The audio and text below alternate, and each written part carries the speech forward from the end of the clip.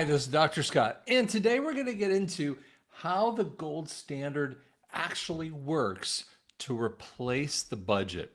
You see, I asked myself, and this is probably almost getting on 2 weeks ago, I was asking myself this one question.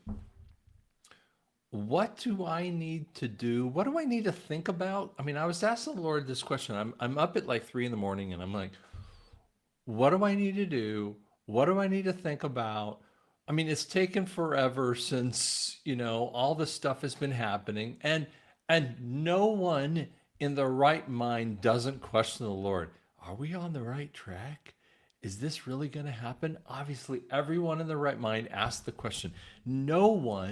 Is no one doesn't say, "Oh, what if we're wrong?" Right? Those are normal questions of your hope. Those are expectations, okay? But then you have to back up into your evidence. That isn't like that's not called hopium, which is one of my most unfavorite words in the history of the world. When people use hopium, that is the dumbest word in the history of the world. Okay. When someone uses that word, I want you to kind of back up and kind of flick them in the head if you can. Okay. Flick the screen because that is a dumb word. It is an unbiblical word in so many ways I can't even explain. But here's what I want you to realize. What I was trying to do was it was asking this question. I was asking this question of God. And the first thing that he did is he was like, I want you to research how the gold standard actually can replace the budget. And I was like, man, that is not what I expected you to ask, God. And I was like, well, wait a second. I don't actually know. I've been saying that, but I didn't know how the math. And so I started to mess around with the math. And then there's way more math than that. I mean, I'm sitting there going, wait, what? How do you do that? Now, I'm going to show you a series of videos. Each one of these people are super smart people, right? You're going to see very, very smart people talking about the math. And some of them, actually all three of them, I actually respect because I've watched their videos quite a few times. And they are struggling through their thought processes. And it's funny because I actually did this video once before I actually had to have my head opened up. I know it sounds funny. Just had something removed, and then this a 30-minute procedure turned into a 2.5-hour procedure because I kept bleeding all over the place with that too. It's okay, it just happens.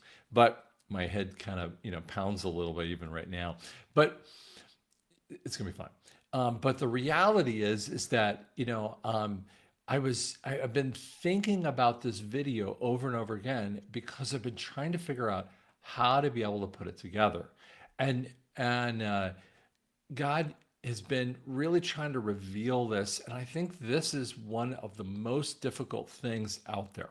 So let's watch this first one. This guy's a tax professional. You're going to also, if you listen to his voice, and I just want you to listen to the tonality of his voice. I know it sounds like it's not a word. It really is a word. What I want you to understand is how he's hearing it. There is a lack of hope in there. This guy actually is a tax professional. He actually applied to DOGE and maybe he didn't get in. I don't know why, if he did get in, but he's talking about the math isn't mathing in essence, right? Debt crisis. The federal government is in debt of $37.2 trillion. Okay, so how did this happen? Honestly, it's quite simple, really. The government has a bad habit of spending more money than they have coming in. So here's the total debts building up to 2024. So 2025 hasn't finished yet. So I'll show you that one when it's available, but I assure you it's going to be more horrifying than this one. $9 trillion to refinance old debts and another $2 trillion on top of that to fuel the overspending. So they need to sell $11 trillion of US treasuries. Okay, but what's going to happen if there's not enough people willing to lend money to the US government? You know what's going to happen? Then the government's going to have to offer a higher interest rate to attract enough lenders. So listen, it's going to be very simple. The US government's going to auction off $11 trillion of US treasuries, and they're going to hope that there's going to be enough people to buy them up at an interest rate of around 4%. And that to me is an ugly number. Now you might say, well, yeah, I'd buy Fed treasuries at 4%. But the answer is you're hoping that you'd want to buy something at 4%. I'm going to tell you, no one has the cash for that. The people, why would you buy a bond at that kind of thing? You're smoking rope if you think that you want to spend your cash in that kind of way, because that is a debt spiral of ugly proportions with that too. But if there aren't enough people, and that's not going to be good for the US government, because if the interest rate goes up, then the US government needs to pay more interest expense to service their debts. So you just have to remember that on $37 trillion of debt, if the government needs to pay a higher interest rate by just 1%, then that would be $370 billion more a year in interest expense. So here, think about that for a second, and I'll back that up here just a hair. $1 billion more a year. 1% is 1% more is $370 billion more. That is like one whole massive program of spending, and we'll show you more about that.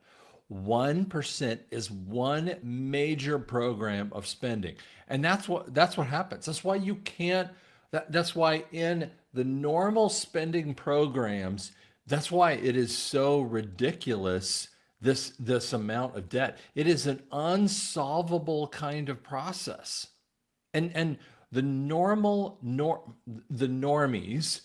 even the awakened normies, can't solve this answer. This is an unsolvable answer, and it's not just the debt crisis, it's how far we are in the spending response that we keep popping the debt up even farther with that too. In interest expense. So here's why.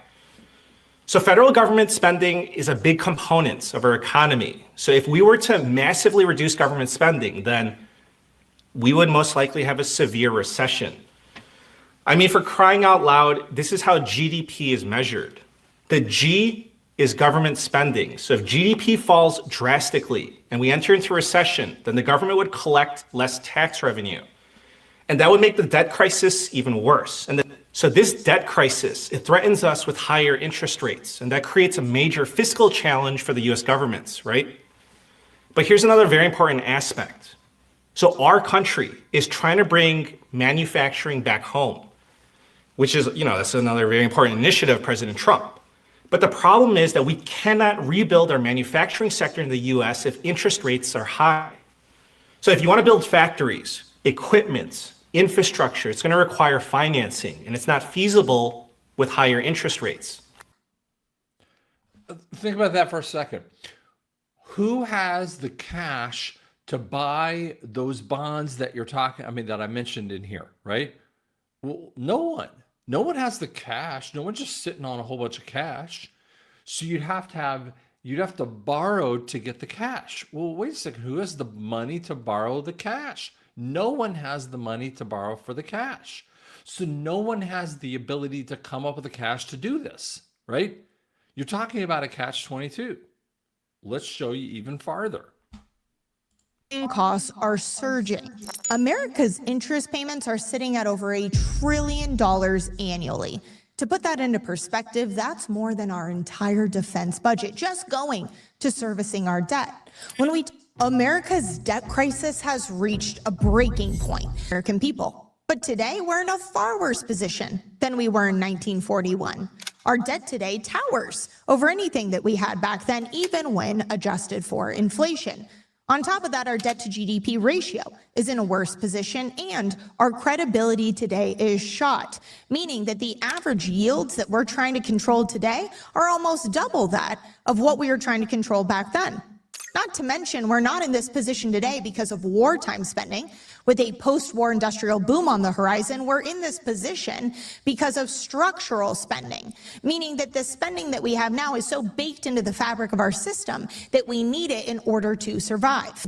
Japan has been running yield curve control for almost a decade, since 2016.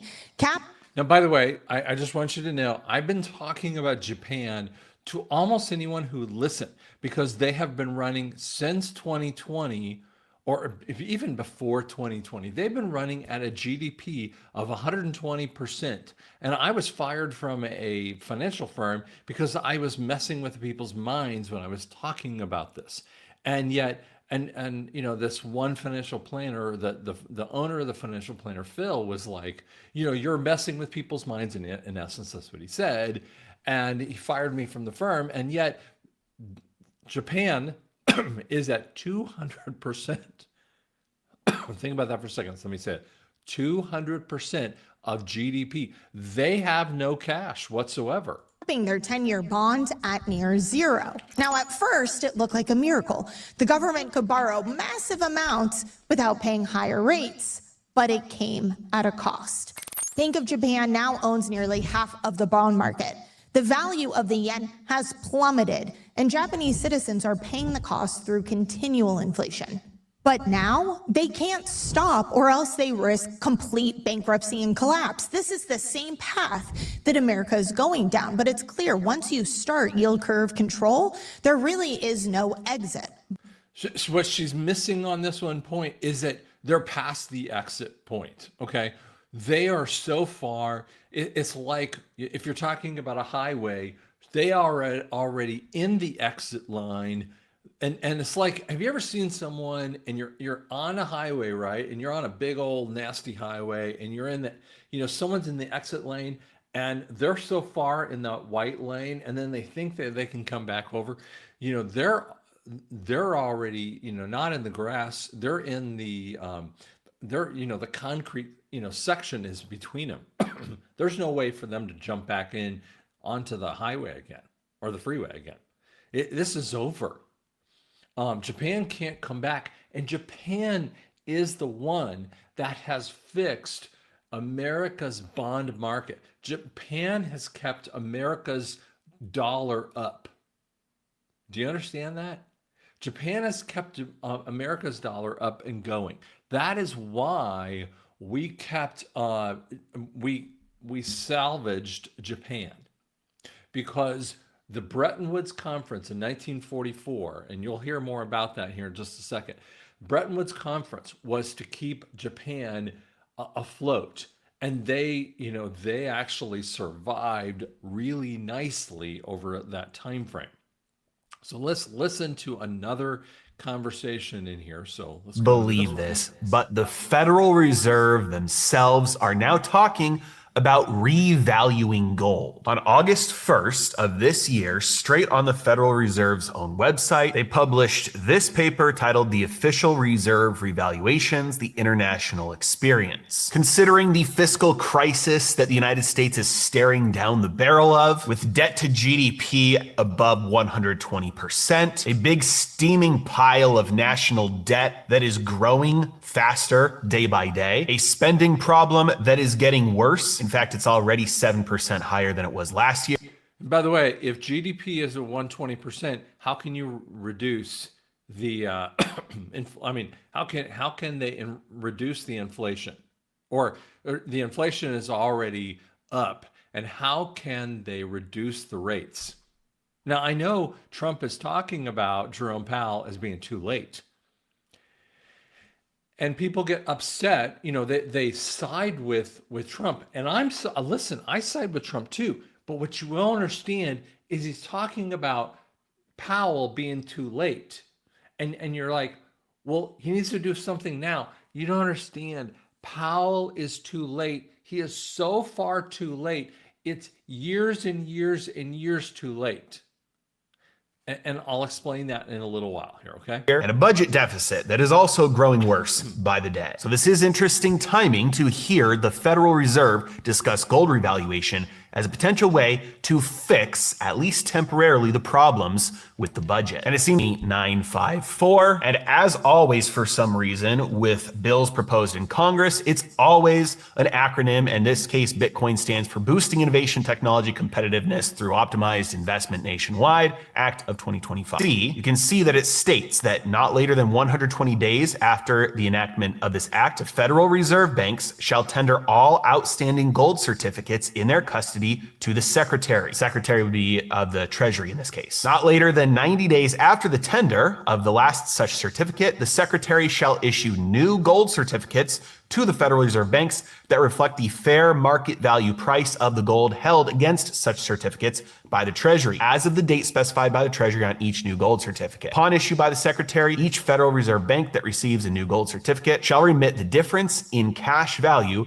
between the old and new gold certificates to the Secretary for deposit in the general fund within 90 days. However, the Federal Reserve's paper on gold revaluation makes no comments on the use of the new money printed from gold revaluation. It simply talks about it as a method to create budget neutral spending. Now, you might be thinking, I thought I just saw Scott Bessent on TV saying they were not going to buy Bitcoin. And you'd be right. In an interview with Fox Business on Thursday, Treasury Secretary Scott Bessent said about Bitcoin, "We are not going to be buying that." That means as far as it is up to him and the executive branch, they're not going to be outright purchasing Bitcoin. But you have to understand, this has nothing to do with the Bitcoin Act. And if Congress passes that act, which they probably won't, but if they do, then the Treasury will be directed to do this. They will have to. But if you're sitting there thinking, man, this would be entirely unprecedented, whether they revalue gold just to have $1 trillion more in spending power, or they revalue gold to buy Bitcoin, I can't believe something like this is even being seriously talked about or proposed.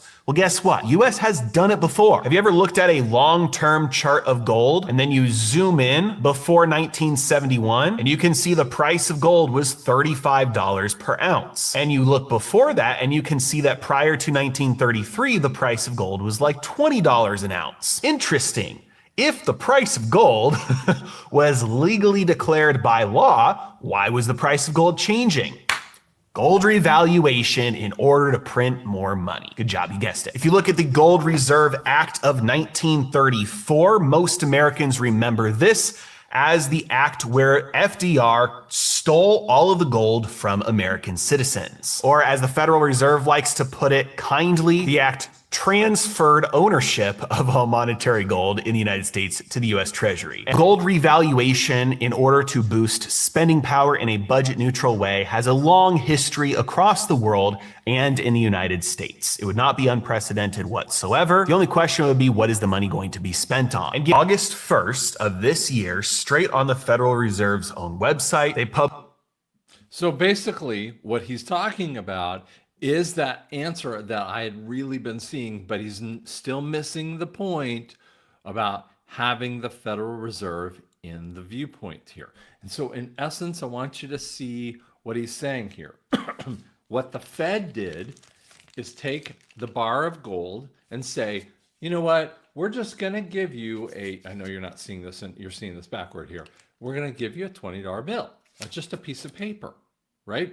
And the gold revaluation is going, and this is this is the part that we talk about in this way, is that if you take this gold backed dollar and you flip it back and you give people a gold backed dollar, what happens is that this thing is now worth it with that too. So in the past, what they did is that everything that people had, they had gold in the bank, okay, that everything was directly tied to one another.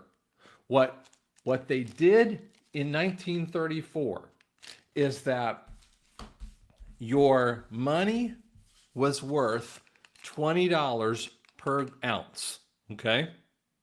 And then in and around 1934, it took them just a short time frame. And I know they talk about $35, but it was within a year, and they made it almost double the amount. So it was now worth this with the same amount of gold. That's the weird part of the situation. So they devalued your dollar with that ounce of gold. So this is how that works in that situation. Okay. Now, I want you to listen to Howard Lutnick, and he actually said something that the other day I was listening to this when I was actually listening to this video. Now, NASARA is National Economic Stabilization and Reformation Act. It's not recovery. I know we have Harvey Barnard, who actually put this thing, the supposed act in Congress. That is not exactly what it's supposed to be. Reformation Act, okay? But listen to the wording, and I'll pause it when we get there, okay? Now, Howard Lutnick is the Commerce Secretary who's been pushing out some very unique things. And Trump knows this stuff, so listen to what he says. Making America great again is one of the key statements, and people don't always understand what you mean. So we always talk about 1870 to 1913. Okay, first off, I need to pause there. 1870 to 1913. No one in the real world is talking about that. Do you know what 1870 is? No one gets it. 1871 was the changeover from the corporation to changing from he should have said 1871, but it's fine. But in 1871, Congress had a very strange law, and when I read that law, it was like and it was all these prepositions and all these strange statements to the Constitution. And it said, in essence, the Constitution for the United States to the Constitution of the United States. And it's what we in the Patriot community call the Corporation Act. So they changed the corporation. The Constitution was for the corporations. Okay. And that's when they started to really mess with the corporations, right? All the way up to the 1913 situation where we have the Federal Reserve, then we have the IRS issues and all the other ugly things that happened. So he's intimating the death of the Federal Reserve in here. Now listen to what else he says. But in the mid-1980s, America owned more of the rest of the world than they owned of us. We owned $140 billion of the rest of the world, net of what they owned of us.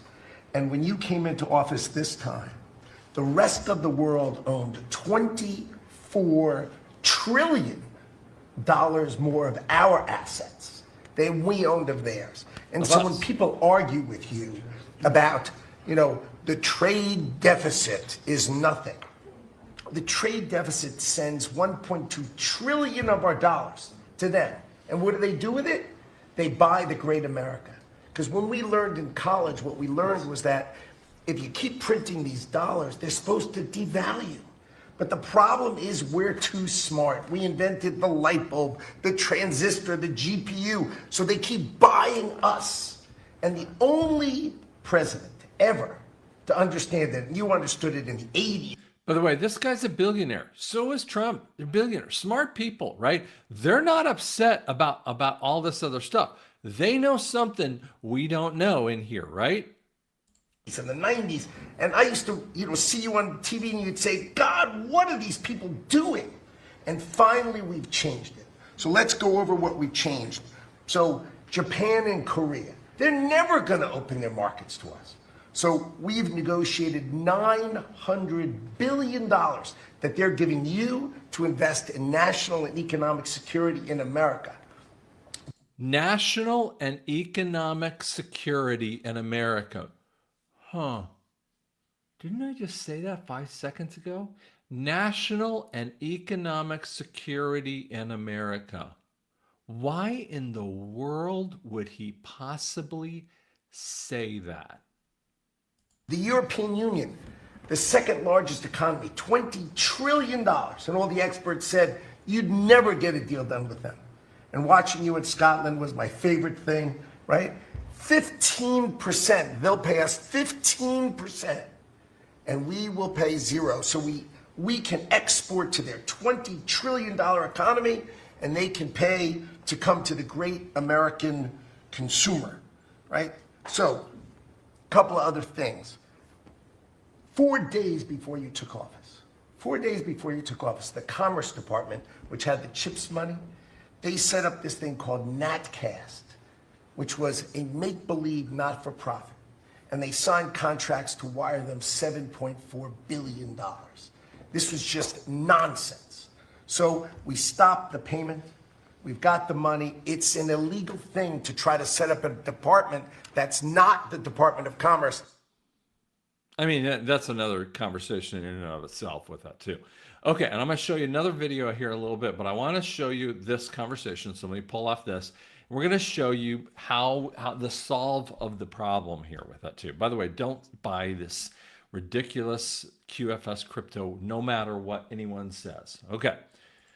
So here's the solve here. First off, the debt crisis is rising every time we turn around. There is no answer for how the debt goes here. There is no way. It's a robbing Peter to pay Paul. That is why no one's answering this question. How do you solve it? It has to be solved. And you know, even the tariff thing doesn't solve it. Okay? Okay. The monetary problem. Here's one of the things that this is the part that bothered me a lot. If you look at the yellow part, excuse me, of the bar area, this is the IRS budget. Now, if I were to give you a budget of your company, and I said, I'm cutting out the yellow area of your company, and I'm leaving this little piece of the pie, and you're going to have to make it on that. You'd go, well, then we're closing. We close our doors. Then I did the calculators. It's $5.1 trillion that comes in from IRS, all the gross taxation of IRS, okay? And I mean, that's capital gains, it's all these other, things, right? Now, I was moderately generous. I wasn't, I was midland, kind of level generous on tariffs, okay? And then I added this thing called national sales tax, something I've talked about here, just for durable and non-durable goods. I utilized an AI, used Grok with AI, just did some midland numbers, right? 250 billion, 500 billion, blah, blah, blah. And I did criminal court fees or royalties. I did the real value of gold. I just did all these things, and I still can't come up with anything more than this, right? And here's the problem.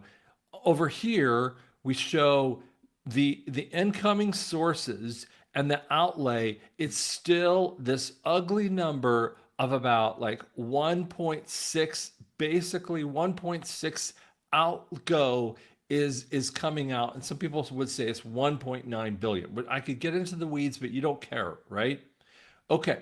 So why is he so dang excited? What he was talking about is $20 trillion, from the opening of the EU markets, 900 billion from this, right? And here's the funny part.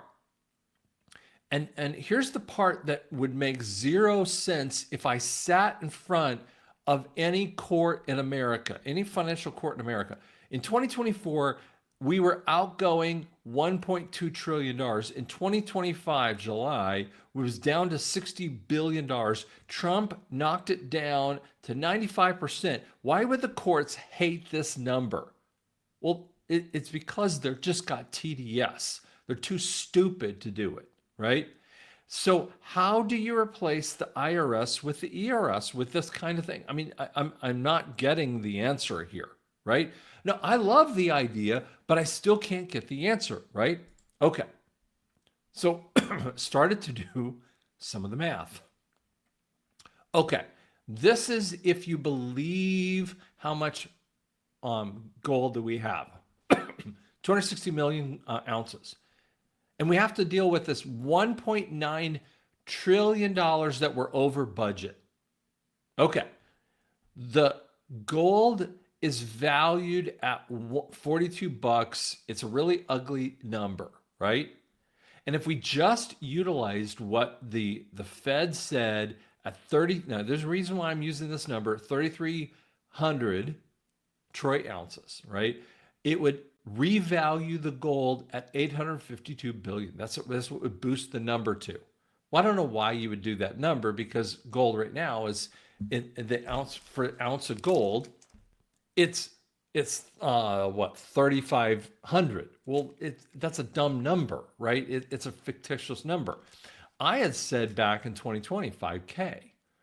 Now I'm like going, that's a ridiculous number, because it can go way past that. Now I'm saying like 5 to 10.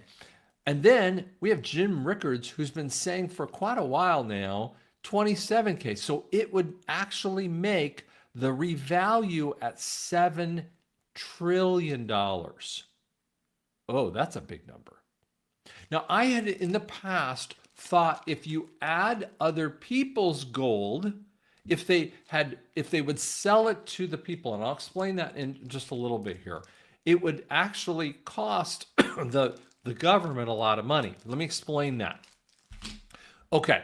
Now, there's a lot of questions how much gold is out there. The question mark is 9,400 tons. Do 10% of Americans have it? Is there maybe 26 tons? I don't know. Now, here's the funny thing. In 1934, only 20% of Americans still kept their gold, even there was a $10,000 fine for doing it.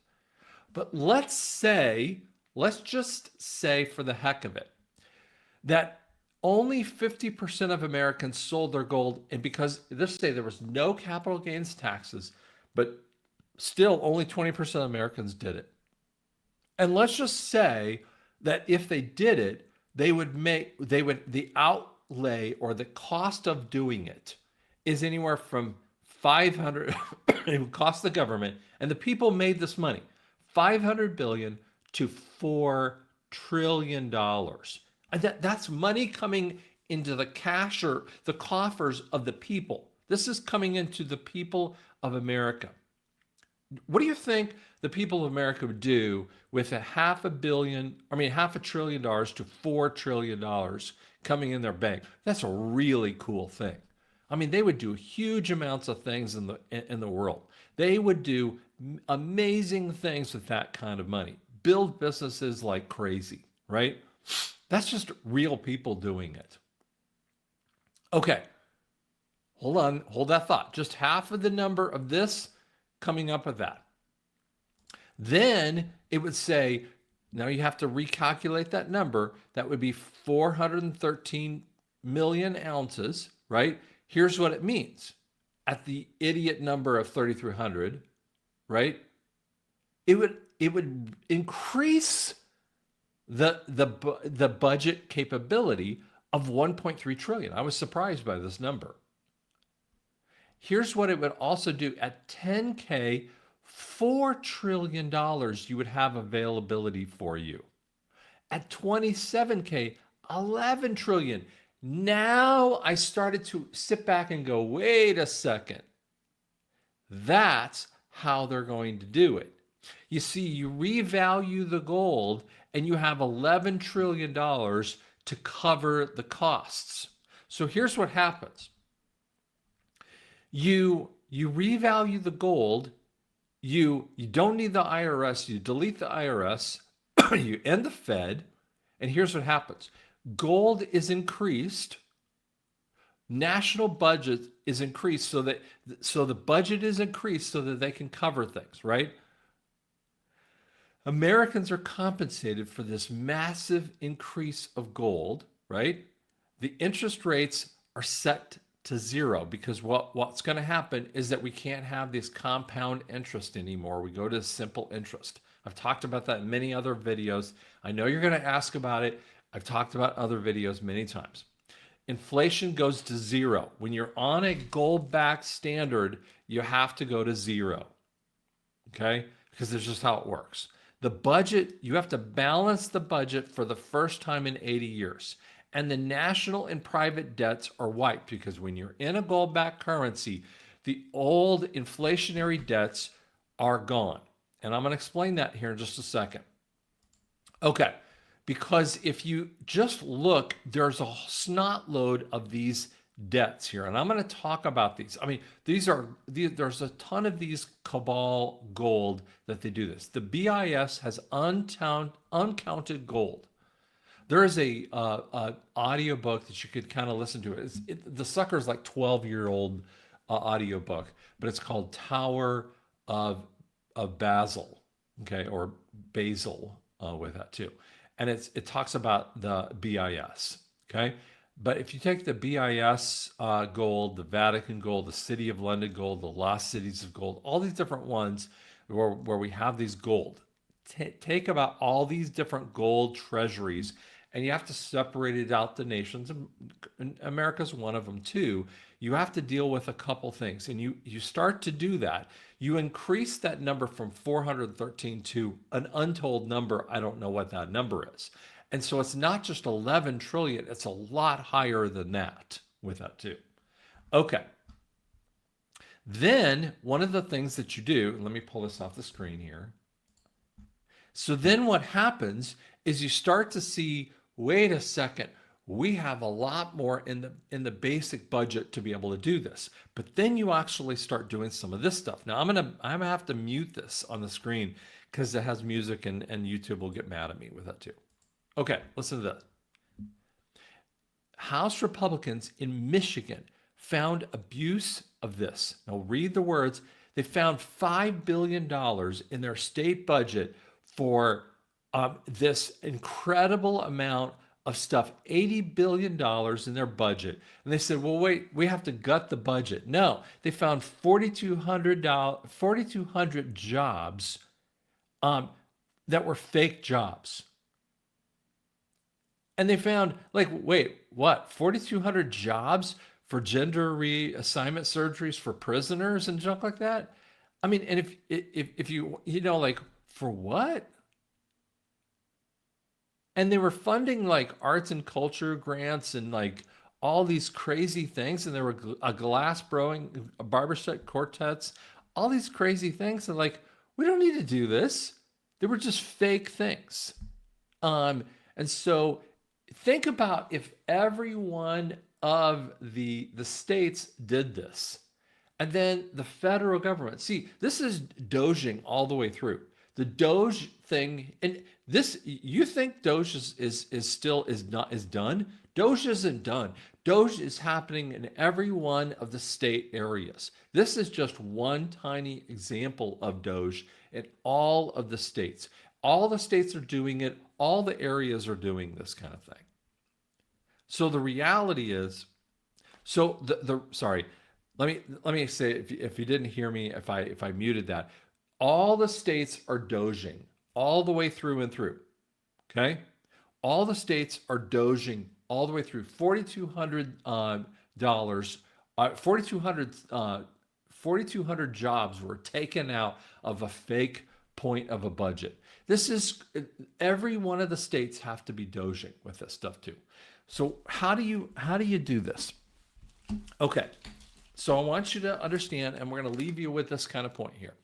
Okay, so what they did in the past, you had a dollar or your $20, right?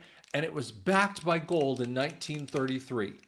Okay, so you were required to give it to come to the bank and give your gold, and you were giving a new federal, it was called a Federal Reserve note. So you were giving a federal note, and it was like, well, you were giving this new note, and so they just did a switcheroo, and it was this first switcheroo kind of thing.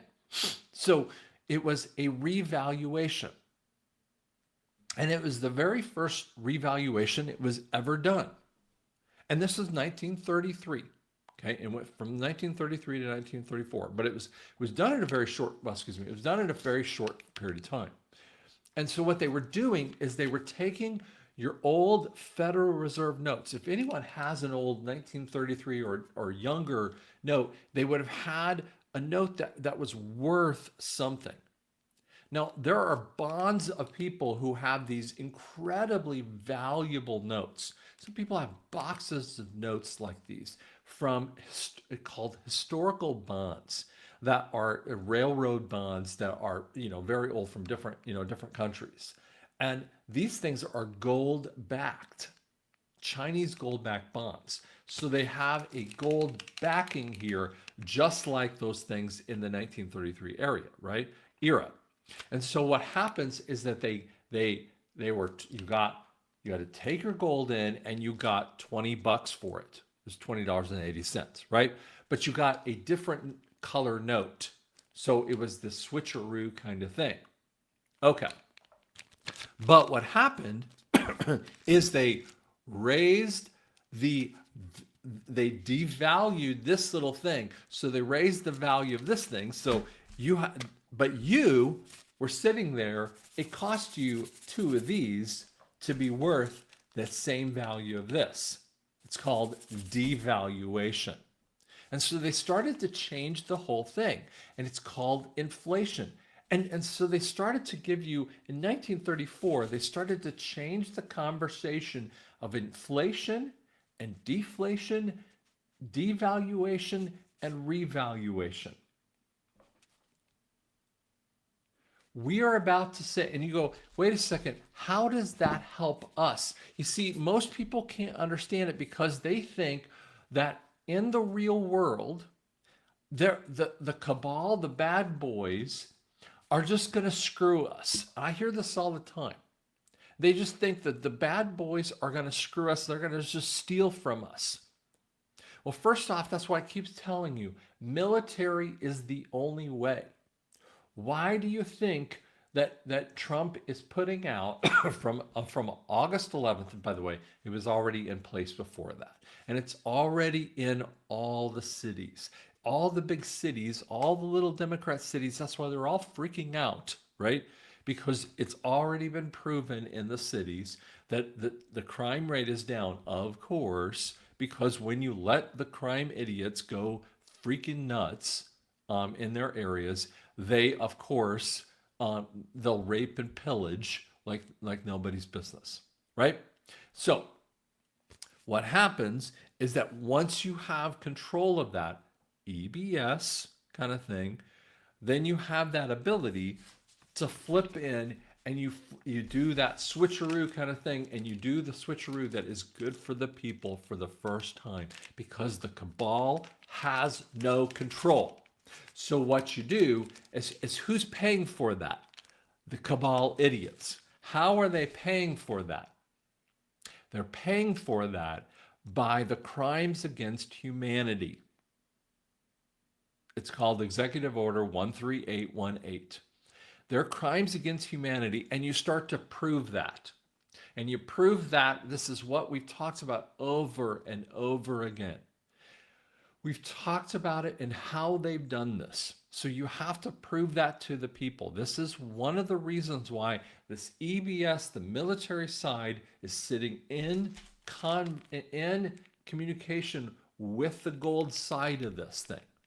See, I don't just talk about the gold side, and I don't talk just about the election side. I talk about the military side. It's all 3 phases that have to go along with this point. And so when you understand that all 3 phases have to be in concert with one another. Now you see people who are really good about the election issues. And you see people who are really good about the military stuff or the Q area. And you see people who understand some of the gold side. Like I just showed you some of the people, right? I showed you like this guy. Debt crisis.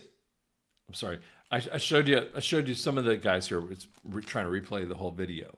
But when you see people like Howard Lutnick, sorry, let me just fast forward here. And Howard Lutnick, he gets it. But here's the thing. Who's sitting here in the screen? Here's the Secretary, not of Defense anymore, the Secretary of War. Why the Secretary of War? He just signed an executive order to make him the Secretary of War. Why does he need to be the Secretary of War? Because the Secretary of War is having a war on who? The cabal. This is cool, guys. This is fun. We have to see it as that. So the revaluation is going to take from the sickos, in essence, the Robin Hood kind of thing. And you're going to see the same kind of cool thing. It is really going to be fun, guys. We are going to see this in a very short time frame. And I know it's not been short for you. I know you're struggling. I understand that. But you got to hold on, because this is a worldwide event. This has been very hard for you. I hear you. I hear you very loud and clearly. Calm down.